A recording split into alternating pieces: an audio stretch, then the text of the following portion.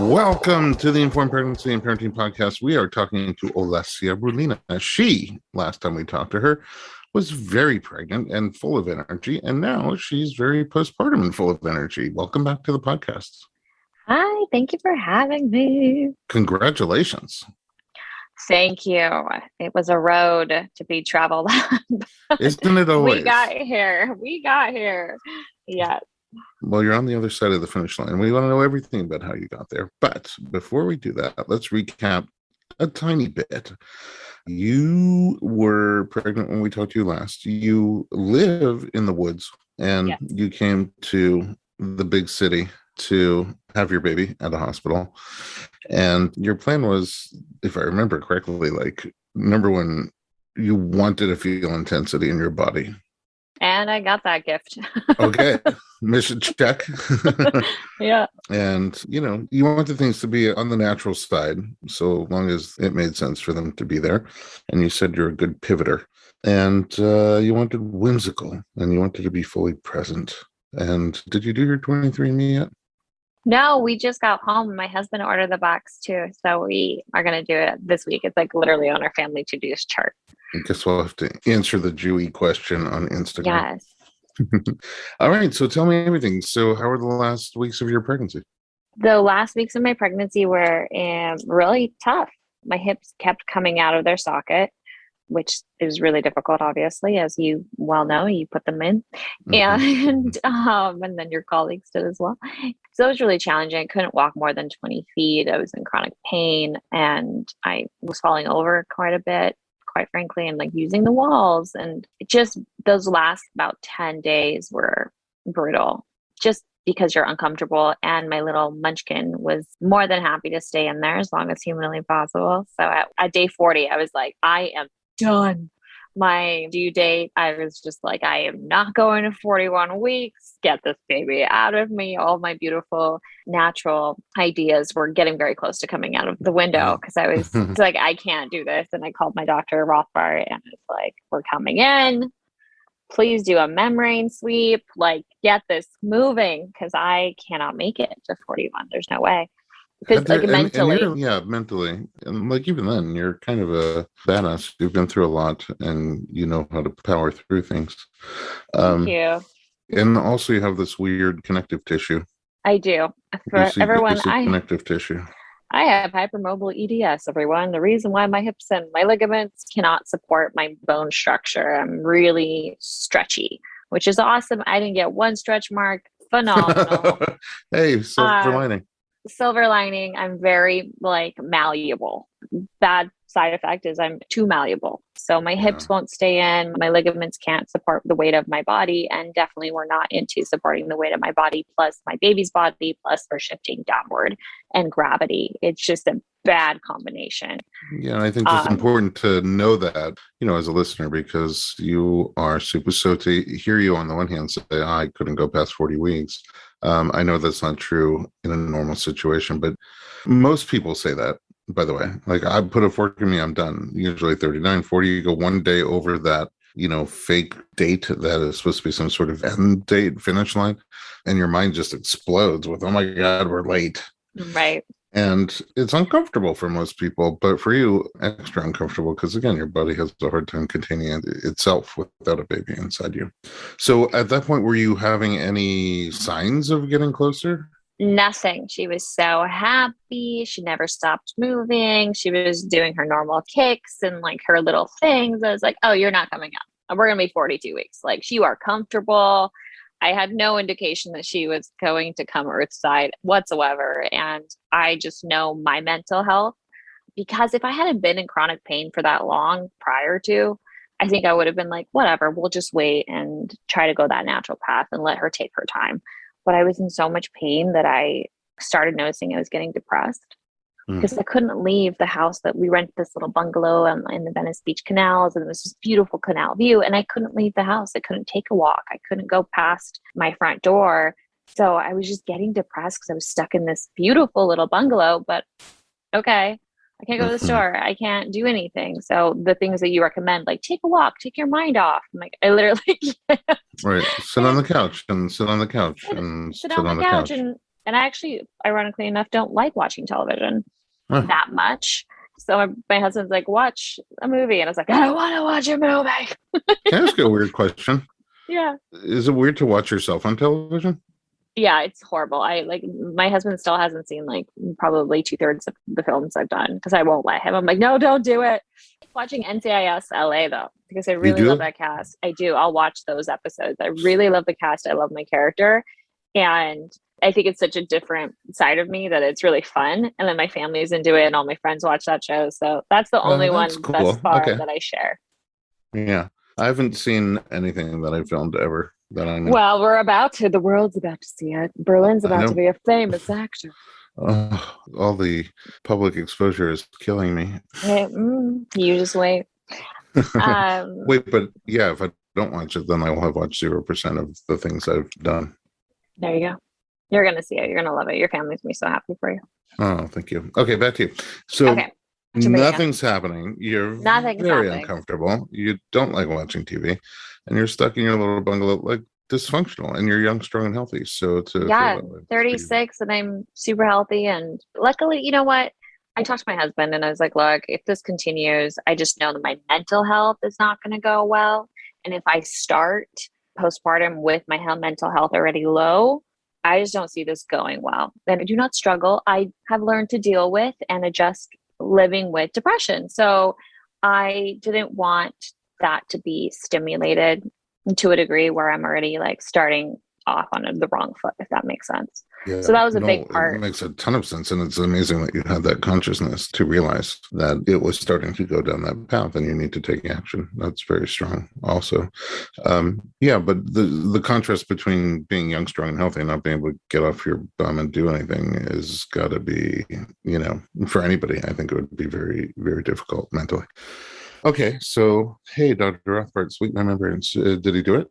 He did. It was so painful. Did not expect that. I was like, whoa, just a lot of pressure and strange concept of having someone just like in there and like, and you've been protecting that belly for 9 months and all of a sudden there's like a hand in there moving stuff around. Right by your But it baby's worked. head.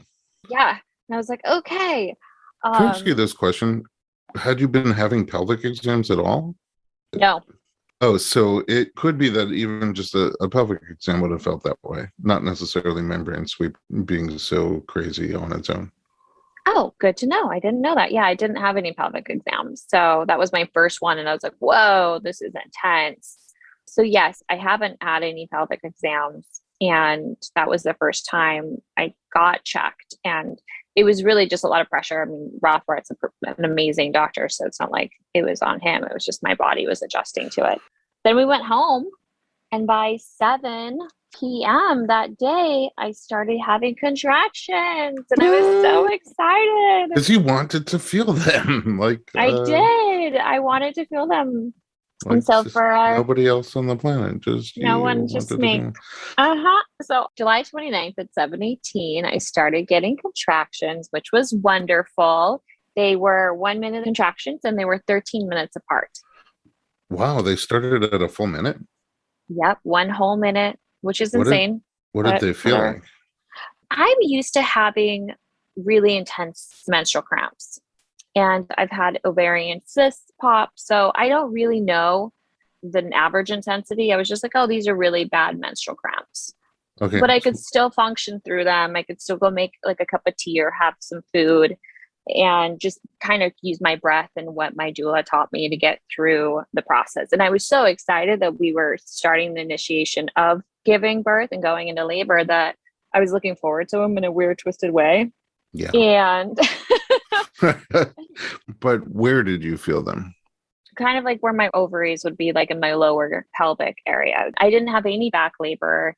It was all in my belly and in my pelvic lower area, which was wonderful. Now, I have two questions for you. Number one, when Dr. Rothbard did the sweep, it's essentially kind of like a modified pelvic exam anyway. Did you get any data from that in terms of if your cervix had been making any changes? I think he did tell me I was like 1 centimeter dilated or it was starting to get dilated, but so only 9 to go. Crazy. Yeah. Woo. Oh. And then my other question is, with the surges that started several hours later, did it take a few for you to realize what was happening, or you're like, oh, that's it? No, I knew because she was so comfortable and cozy, and I had no signs when I started getting those deep rushes. I was like, ooh, it felt like a period cramp. And I was like, yeah, this feels like what it is. And then I got my little tracker down on my phone and was able to time them. And once they got to a minute, I was like, this is what this is. And we timed them for an hour prior to getting excited or making any phone calls or anything like that. And once it was really consistent for, every 13 minutes for a minute, I was like, okay, this is labor. Okay. So And that would be then, like 4 contractions an hour. yeah, which isn't crazy. So then that continued throughout the night. And we called my doula to let her know. And she encouraged us to sleep and rest in between. So my husband and I just stayed in bed and we breathed together through them. And I was able to rest and sleep and go to the bathroom and do all the things that I needed to do. The next morning, my contractions were 1 minute long and 10 minutes apart for 12 hours. Oh, wow. Okay. I didn't see that coming. Yeah, Okay. for We're going 12. to take a little break here. And when we come back, we're going to find out what happened over those 12 hours. Don't go anywhere. We'll be right back.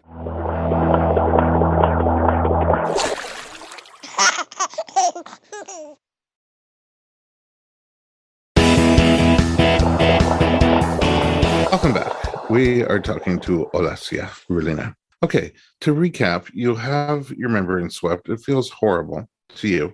I mean, I've never had the pleasure. And then you go home and you start having contractions that are very tolerable, menstrual cramps for you. And they're 13 minutes apart, but lasting a minute in peace. And after a nighttime of sort of sleeping, getting up, doing your daily things, you start to have surges that are closer together, just 10 minutes apart now, still a minute apiece for 12 hours. But I mean, only we know that now. How did that 12 hours progress? I mean, did you think you would have the baby by the end of that 12 hours?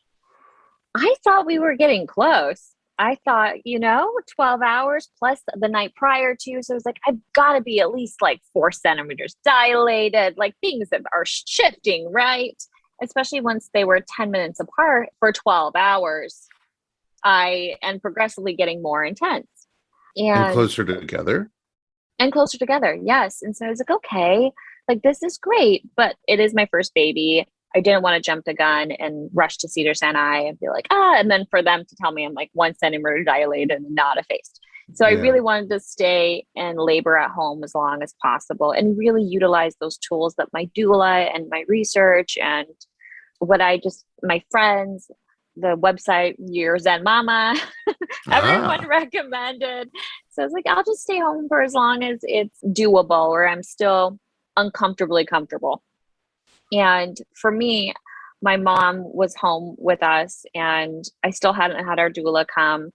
And I took a shower. I was in bed. My mom went and got us lunch and I had soup and my husband bought me flowers. A massive arrangement of flowers so I could make flower arrangements to distract myself. Oh, was that a And hobby of yours? yeah, I just love beauty and who doesn't? And the idea of just like fresh flowers in the home always makes me really happy. So he just bought me a massive car full of flowers. So my mom and I filled every like water container in that rented house with flowers. And that was a beautiful distraction. And I was creating beauty while also being in pain. And I'm really lucky I married a very intuitive man. He's a gem of a human, let alone a husband. And he knew that if I was creating while also being uncomfortable, that would help my brain synapses create a different pathway. That's If so that cool. makes sense. Yeah. What other things, because you talked about your coping things from your doula and from your training and stuff like that. What else was helpful to you? One of my best friends, Monique Coleman, who was in the High School Musical franchise with me and is like a UN youth ambassador and all these incredible things. She has got the voice of an angel and she's used to orating and presenting herself on stage and being a motivational speaker. She came over and she helped me create my vision board of the things I wanted to hear while in labor. And then when she left, she went to a recording studio and put those things into a voice note, a recorded audio for me. And it is absolutely beautiful. Ooh. So when I felt tired of these 12 hours, and 1 minute contractions, 10 minutes apart, I would play her audio. And it starts with this calming inhale and exhale of her breathing. And then she says the things that I wanted to hear, where low tones, low groans, to remind me to stay low in my voice and not go high, because that boosts cortisol, right? And over the audio, it says, you are safe, you are loved, and everything is going to be okay, which is what I use in acting to get me to stay vulnerable. So I can cry. I have to feel safe. And then she had a really beautiful part where she's like, you are on an adventure, and reminded me to have fun as these rushes were coming through. And the birth is sexy, raw, and sensual and wild. And I was like, yes, it is. And I kept changing outfits. That's something I did in every, like, probably 4 hours. I would change into a different flowy, whimsical dress, because it helped me transition to like another chapter. So I wanted to stay like whimsical and light. Was that a conscious thought? No, I just did it naturally. And it was only after I saw our birth video, which my husband, unbeknownst really to me, was shooting the whole time. I was like, did I change 5 times? He's like, yeah, you just kept changing dresses. And it was only whimsical, like eco-friendly dresses that I would wear. I was like, okay, like that's where I wanted to be. So yeah, having Monique's voice note played over the little speaker system that we had, and having the voice of someone I love and admire and trust so deeply really helped me stay grounded and push through those 12 hours relatively easily, because I felt like I had family all around me, even though Monique wasn't physically there. I just felt really supported. And her voice is just so soothing. It's like butter. So that was one of my coping techniques. I feel like such a bad supporter. I didn't make you anything. No, you didn't. Sorry, I'll see you like a couple weeks to put my hips back in their sockets. Okay, I'll do that at least. So then, yeah. So between Monique and the flowers that my husband bought, my mom just making sure I stayed nourished and had a lot of fluids and food in my belly. So then 12 hours in, we're getting into a lot of pain. And my dog never left my side. Oh, male or female dog? Little girl. Her name is Lady. She's 4 pounds. Oh, she's so cute. She's 10. Oh, wow. Okay, she's been around the block. Yes. So at this point, I'm 24 hours into labor that evening. And I finally called my doula because my contractions were now 5 minutes apart. Still about a minute?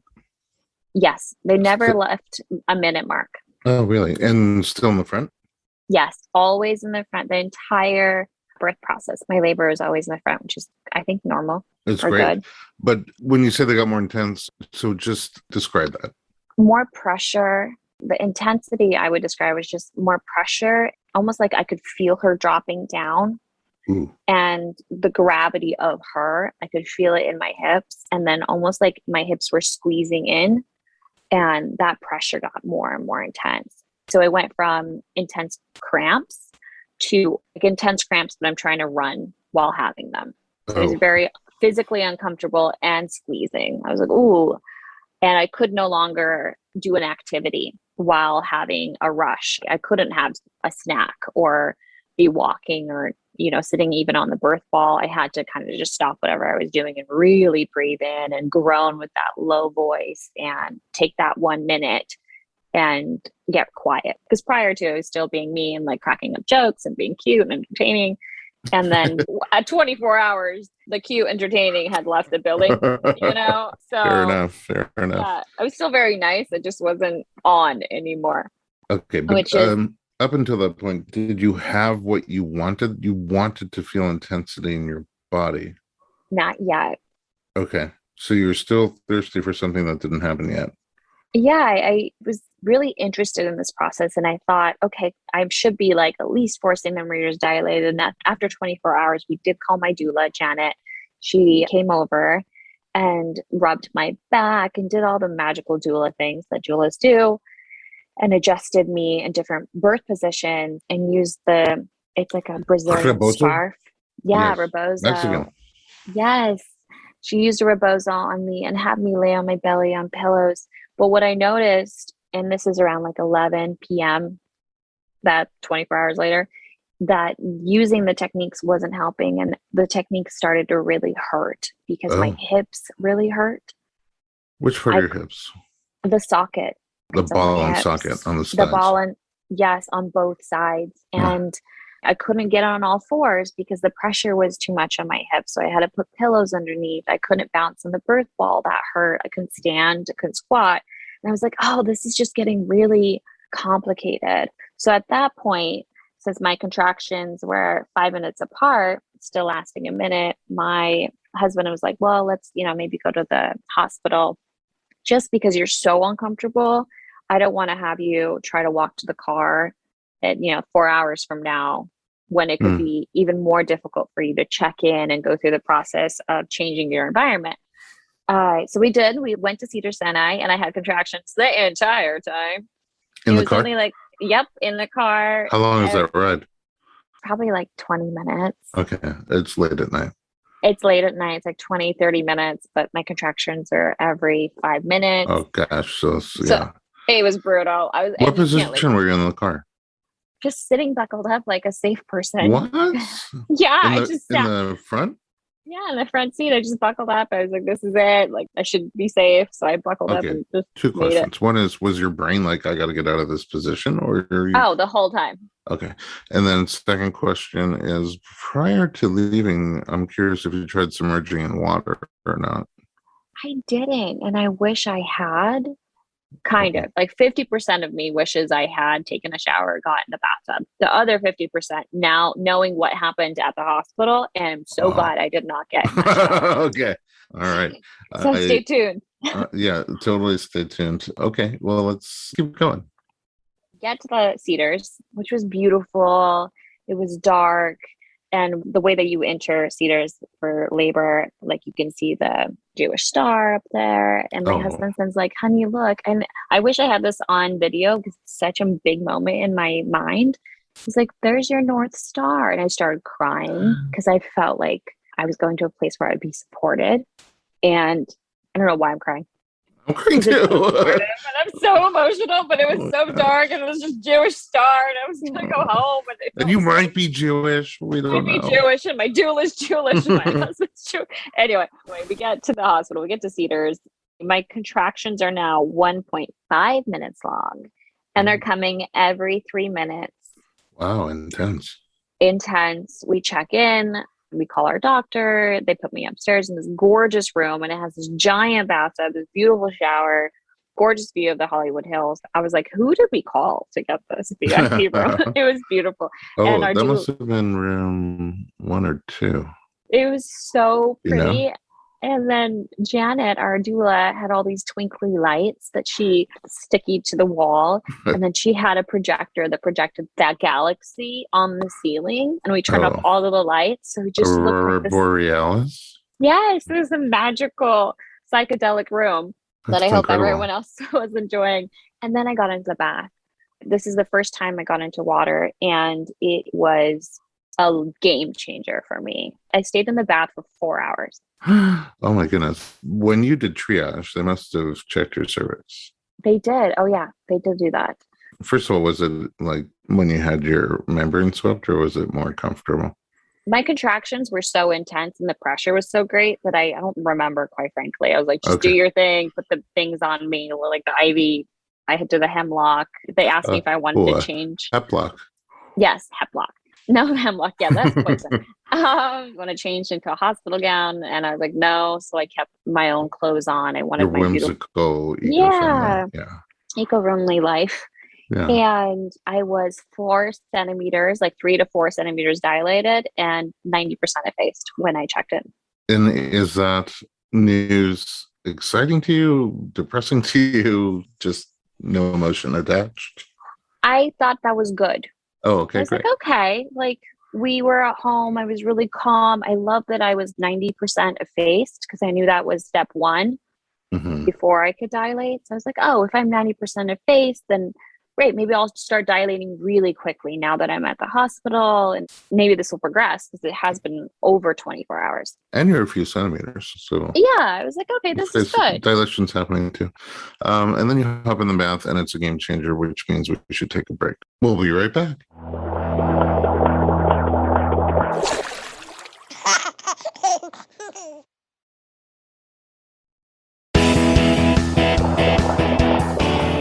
Welcome back. We're talking to Olesya, but you already know that. Okay, here's the thing. You're such a great storyteller. Like, I'm feeling the emotions just listening to you. And I have the added benefit of watching you, looking at your face. You're such a great storyteller. And, it's still pretty fresh. It wasn't that long ago. 3 days. 23 days ago. Anyways, so things are picking up very intense, long contractions, a minute and a half, close together, about 3 minutes. And then you hop in the tub. So intuitively, I would have thought that was a game changer, possibly because of your hypermobile EDS. The fact that no positions on dry land were comfortable for you still felt that intensity. So I'm glad you got some relief in there. Thank you. It was incredible. And it was a giant bathtub. It wasn't one of those like sad little hotel ones where they're like little. It had plenty of room in it and I could make it warm or warmer than probably suggested, but it was what I wanted. And I stayed down there for 4 hours. And I will have to say our nursing staff, because we went through 2 shifts of nurses, was incredible. They wanted to continuously monitor my baby, which clearly isn't possible with them in the bathtub. Well, they have that little Bluetooth thingy. They ran out of the Bluetooth thingy, but they found like a portable one for me. They're like, don't worry, we'll find a portable one. So she came into my room, into my bathtub with me with all the goo and the jelly every 30 minutes. And I was in there for 4 hours. And I thought that was so sweet on her shift. She just kind. And they were with like an underwater probe? No, they had like the 2 sensors and my belly was protruding out of the water. So she put the goo on and like, she just made it work. Okay. I see what you're saying. So telemetry, but even though you were in the room. Yeah. And I thought that was really sweet that there wasn't any pressure. Like, well, we can't accommodate that. You have to stay in bed. So they I got stayed creative in for you. They did. So we stayed there for 4 hours. You said wait. So did your husband come in the bath with you or just No, he just sat on the corner with me for about 2 hours and then he switched shifts with my lights doula, on Janet. or lights off? Lights off because we had the twinkly lights and the galaxy outside. In the bathroom? Oh, you left the door It just open. kind of bled in. Yeah. Yeah. Okay. Which did you put lovely. anything in the water? No. Just plain water. I just wanted hot water and elation I felt because at this point it had been more than 24 hours of not having pressure on my hips was extraordinary. So we stayed in there for 4 hours and the time I would get up and use the bathroom and pee every like hour or so. But what I noticed is every time I stood up, the pressure of standing was so intense. And I had a really hard time walking just those 3 feet to the toilet. And then your hips? Yes, I could feel my hips as if they were just being smashed. Like you can't explain the amount of pain. I mean, is this a male thought? You didn't want to just pee in the tub? I don't know why I didn't pee in the tub. No, I was just trying to be like hygienic. It sounds so uncomfortable. In the moment, I don't know why I didn't just let it go. I pee in the ocean all day long, so it's not like I'm shy. Yeah, okay, just curious. So yeah, then I would pee, but the second I would get up after releasing my bladder, the rushes were I would get a rush instantly and it would be so intense. Now, is that like intensity in your body you were looking for? We're still not there yet. I was still like, oh, I got this. I definitely still believe that I was probably like 6 centimeters dilated. I was like, I'm almost there. I got this. And I felt so strong. But in terms of like you wanted to feel intensity. Yeah. This was still not there yet? Still like child's play? It wasn't child's play, but definitely. But I was still talking to my doula. I was cracking jokes. I was making the nurses laugh in the bath. I knew you would do that. And I was entertaining the staff and like feeling myself because while in the bath, I could still have my personality, I guess, be intact in that way. Like the razzle dazzle entertainer was still very active.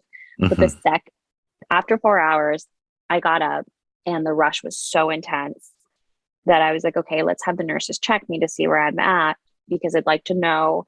And I had fear hit me for the first time. And this is where the intensity hit because I realized that I was too scared to get out of that bathtub because the pressure and the gravity was not something I was prepared to handle.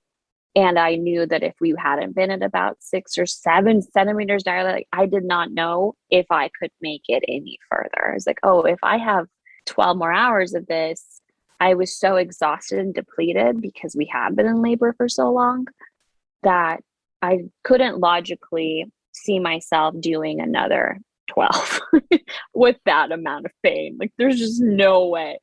So we got out of the bathtub. I didn't have the strength to put clothes on, a gown on, nothing. And my doula and my husband just kind of, dried me off with some towels and helped me walk to the hospital bed. I was able to lay down, but even side laying was so painful. I couldn't find, there's no other position for me to be, like you said, out of water. I could not be on dry land and not be wanting to scream in agony. And it had nothing to do. It didn't feel like it had to do with the baby. I was like, no, she's just coming down. It's fine. It was just my bones hurt. Right, because you have different bones.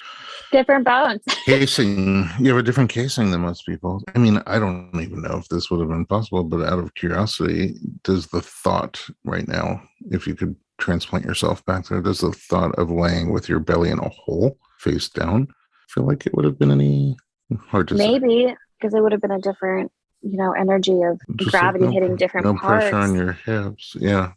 It was nuts. So then I had the nurse come, and the midwife actually came and checked how far I was dilated, and I was fully effaced, which was awesome, but only 4 centimeters dilated. Boy, so not much progress on that front. None. And so I broke down in tears because that was the moment where I realized, oh, I can't do this. And then transitioning, what that meant to me is like, I cannot physically do this on a natural level because now this is beyond birth. This is EDS birth. I can't. Did they acknowledge that for you? They did. They knew that I had it. They were very conscious of it. And I looked over at my husband and my doula, who knew my birth plan and how much I wanted to have a natural experience. And I then knew that that would have to change and pivot, because if I was going to have the strength to push her vaginally out of me and to continue down this path, I knew I needed help and I needed a rest because I'm just not going to make it. And that was a big thing for me to swallow, because obviously I had pride and I'm a strong little tyke and I really wanted to do this naturally. But, you just have to shift and adjust and take care of yourself and be an advocate for your own well-being. And at that moment, that's what we needed to do. I've seen that moment many times. And I think it takes a lot of strength to be able to realize that's where you are. And, that your path from point A to point B is going to take a little detour from the path you had hoped to take. It takes a lot of strength to just like say, okay, here we go. But one thing I know about you is that you are good at pivoting and you enjoy change. Because I listened to the episode that we did before you had the baby. Yeah, I'm a fan. So you change. I mean, great. Everybody, I assume, is on board with that. How long does it take for you to get some relief? 2 seconds. The anesthesiologist came in and gave me an epidural really quickly. My contractions were, again, so intense, and I was bawling at this point. And from this point till the moment she came out of me, I did not stop crying. And I've never had that much fluid leave my body, but it was very interesting. It wasn't like sobby. Yeah, it was just a sobby cry. It was just my eyes. And they gave me an epidural. He did a wonderful job. I started feeling relief pretty much instantly. And then it was a psychological game. So earlier when I said I wanted to feel that intensity, I thought that I wanted to feel it physically. And this is the plot twist. I felt that intensity mentally, because what I could endure physically is pretty limitless. But what I could endure mentally, that I have, my own roadblocks and my own transitions. And so that intensity came through me accepting that my birth plan changed, that I couldn't do it naturally, that I had a medicated birth. And what did that mean to me? I've never done drugs in my life. So having my legs all of a sudden be paralyzed, yes, you can feel them a little bit, but I couldn't control how my legs flopped to which side. I clearly couldn't get up. It was over, right? And all of a sudden, and I had a rush of adrenaline come through, and you get these shivers from the adrenaline. And the only other times I felt adrenaline like that were in places of true fear, from a fight and flight reflex. So here I was again, half paralyzed, super vulnerable, naked. And I stayed naked the entire rest of my labor because that's how I came out of the bath. And all of a sudden, I'm having these PTSD rushes come back in and having these memories. And I look over at my husband and having these moments where I need him to reconnect with me. I'm like, oh, I need to stop shivering. I'm scared. And at that point, because he knows me so well, he would play my best friend's Monique's voice note that was so reassuring and calming and be like, Olesya, yes, you're getting this adrenaline rush. Yes, your teeth are chattering. You're getting cold. This is similar, but good pain is natural pain. And that's what you're having. And me psychologically having to go through that boot camp of like, this is intense. This is not the same. I'm going to make new memories. That's when that kicked in. And I felt fear and I felt my inability to really understand if I could break through those psychological roadblocks to make it to the birth.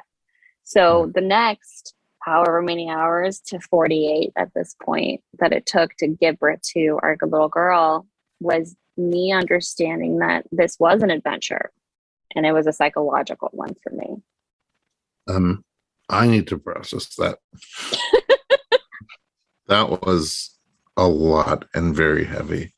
And I'm thinking back to things we talked about in the interview before you gave birth and trying to put the pieces together with what you just said. I feel like let's take another break and then come back and talk about that a bit more and see how this journey ends. We'll be right back.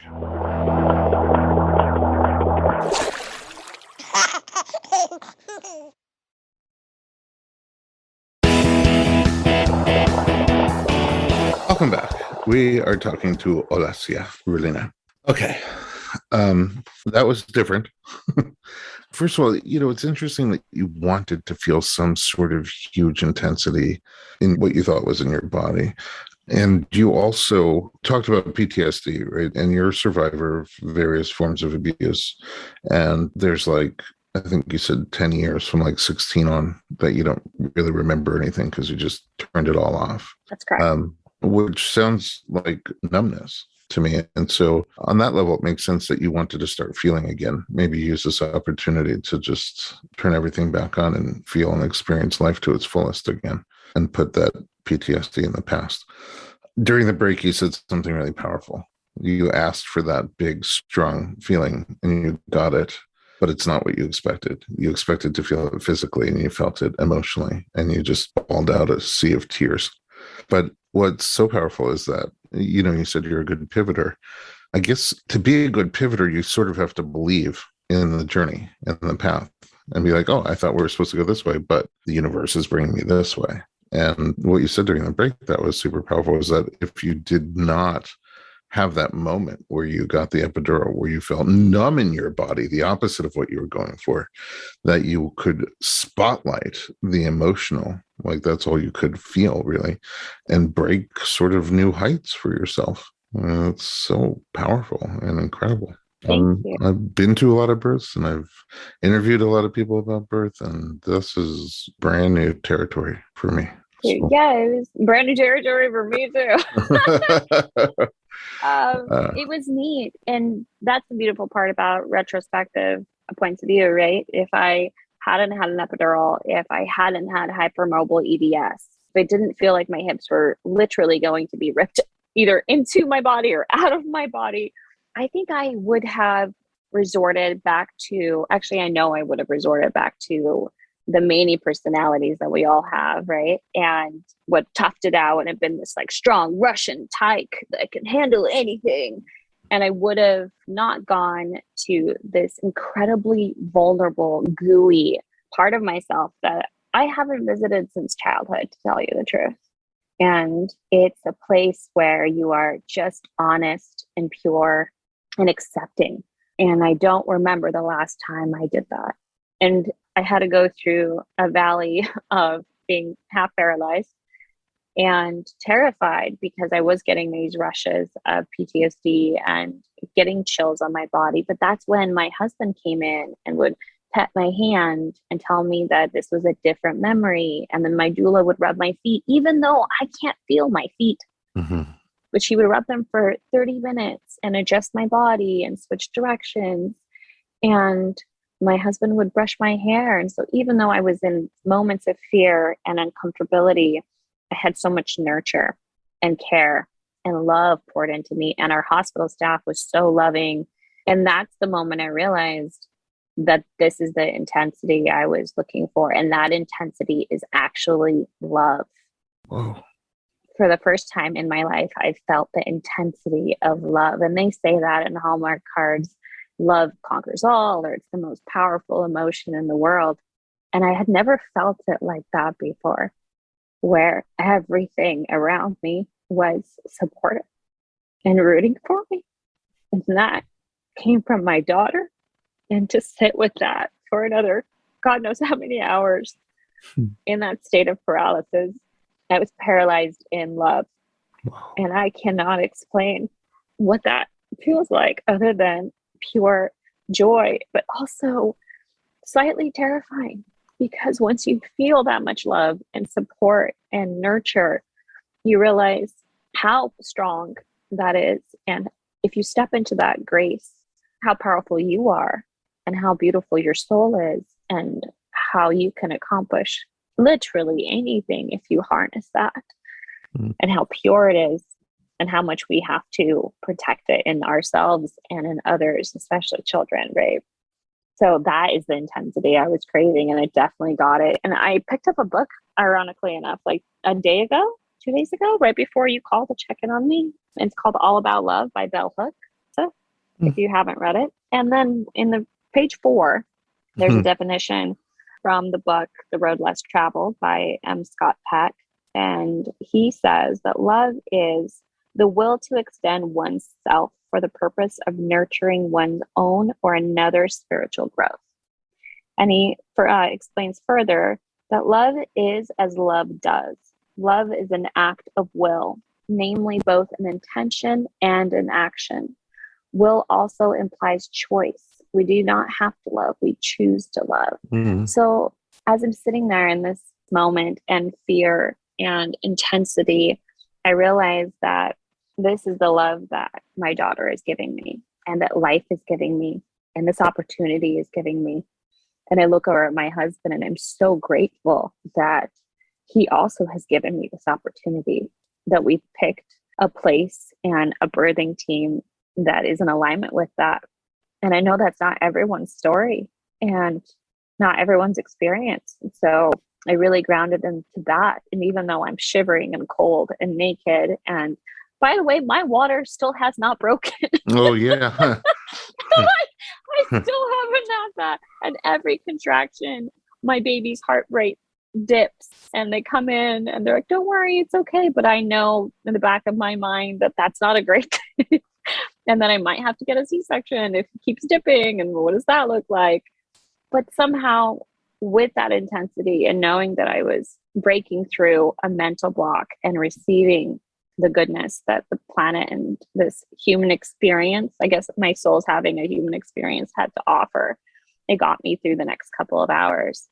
And I was able to rest and I was able to focus. And then when my Dr. Rothbard did come and they checked me, they're like, okay, we can start pushing soon. They did end up giving me Pitocin on different levels here and there to just get things moving a little bit, to get me dilated throughout the next couple of hours, which did make my rushes more intense, even though I had an epidural. And then weirdly enough, another pivot right before it's time for me to push, our nurse was wonderful. She's like, okay, this might take like an hour, 2 hours, but don't worry, you're doing great. A fun side effect of hypermobile EDS is also that you process anesthesia really well. Oh, like no. It wore numbing off? agents, it wore off. Even though like an epidural is continuous, I needed like a labor epidural, like a pushing epidural, like a little because all of a sudden, all of this pressure came back. And I was like, you've got to be kidding me. Wow. I'm at hour 46 or 47. I do not want to feel this right now. I'm going through so much psychologically that I literally cannot do this. I can't do the combo. So they came in really quick. And give you a little bolus. Yeah, and they gave me like a baby little hit. of fentanyl, I guess. Yes. I was like, okay, I've never been on drugs. Here we go, fentanyl.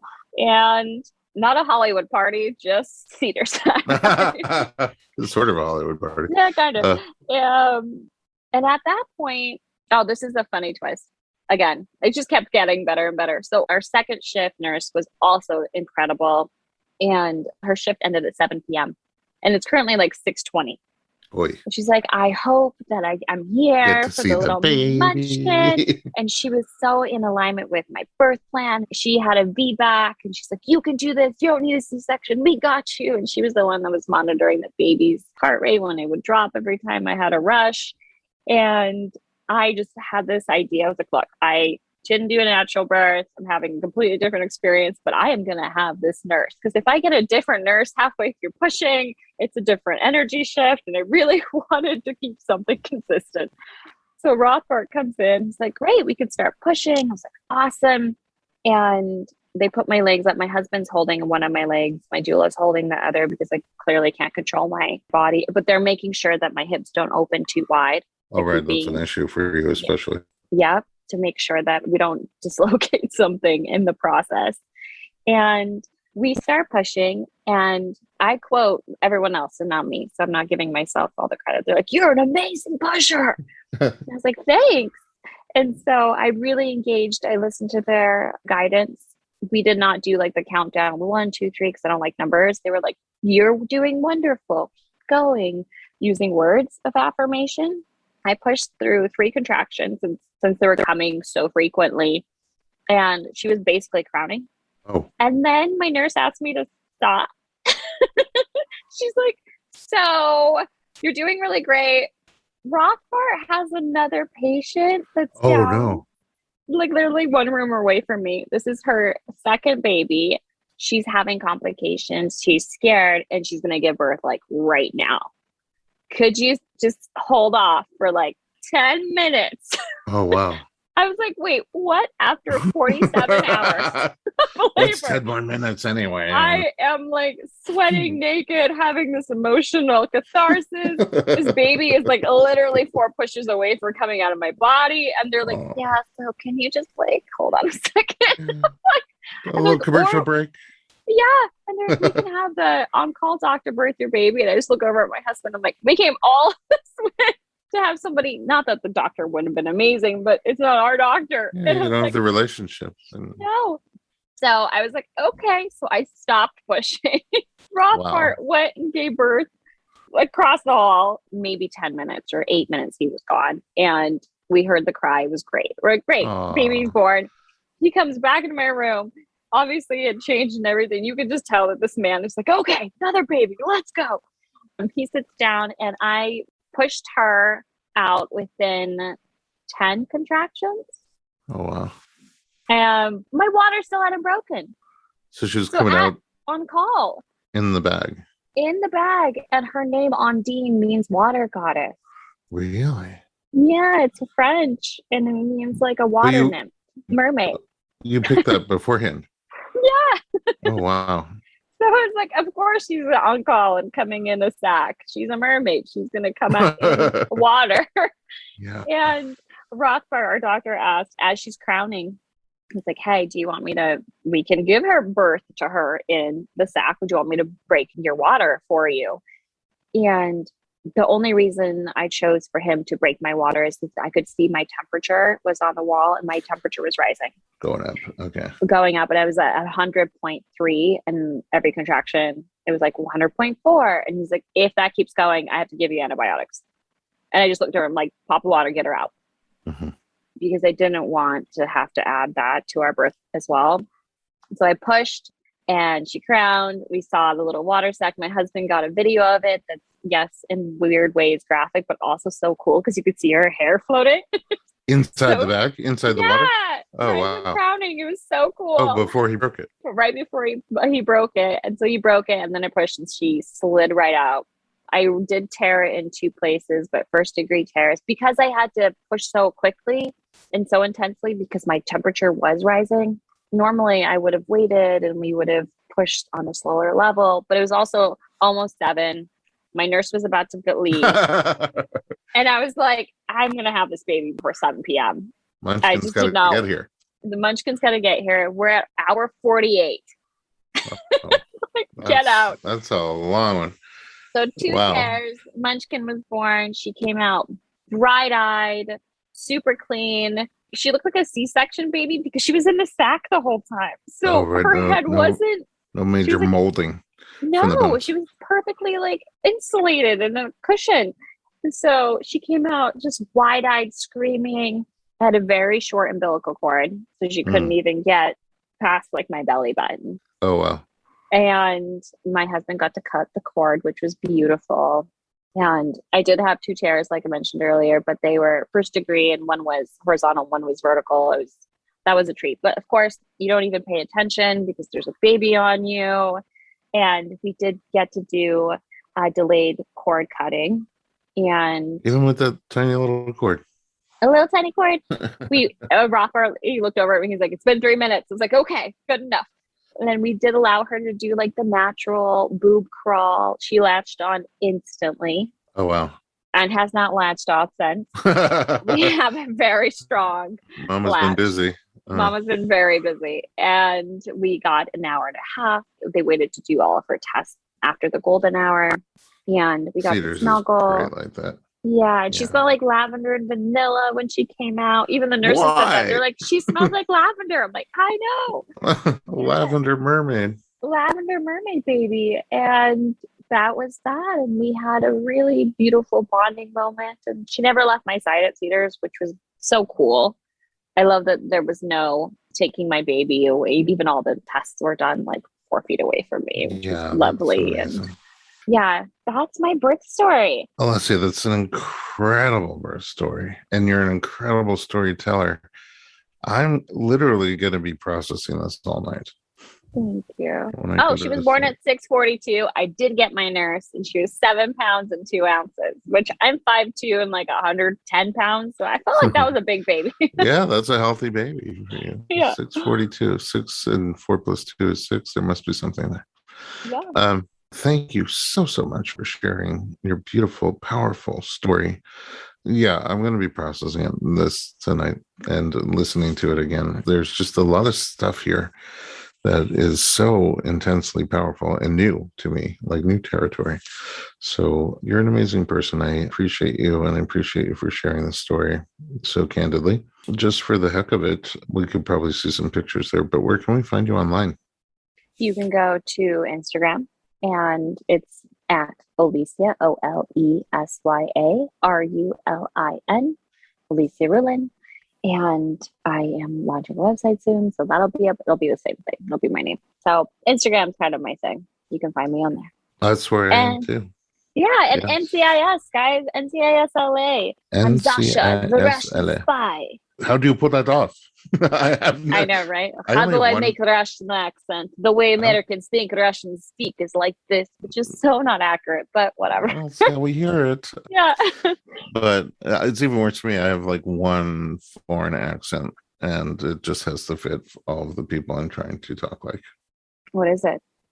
That was it. That was it. That is You're just like miscellaneously like Eastern European. Yeah, over German? there. Over there. German and Australian. I don't know. All right. I'm going to let you go back to your full-time job. And yeah, so caring for that little munchkin. And I will connect with you on Instagram. And you can also connect with us on Instagram. Oh, and your husband is the gem of a person, is going to share this experience from the male perspective. Yes, he is. He is going to share in the written word on your blog. And the beautiful part is, as I'm processing my own emotional box, he had been one of his mom's primary caregivers as she was passing as well from cancer. And so for him to be in a hospital with someone else he loves, another woman he loves, who was also going through a big experience. So he got to rewrite his own memories of being in a hospital that were positive as well. So it's really beautiful. I cannot wait to read that also. And just a different angle on this whole experience. All right. So anybody who's curious can find that at informedpregnancy.com. I cannot wait to see you put your hips back in. Oh, I know. I can't wait to. I would like to walk smoother. Yeah. Smoother. All right. Big fat congratulations to you. Thank you.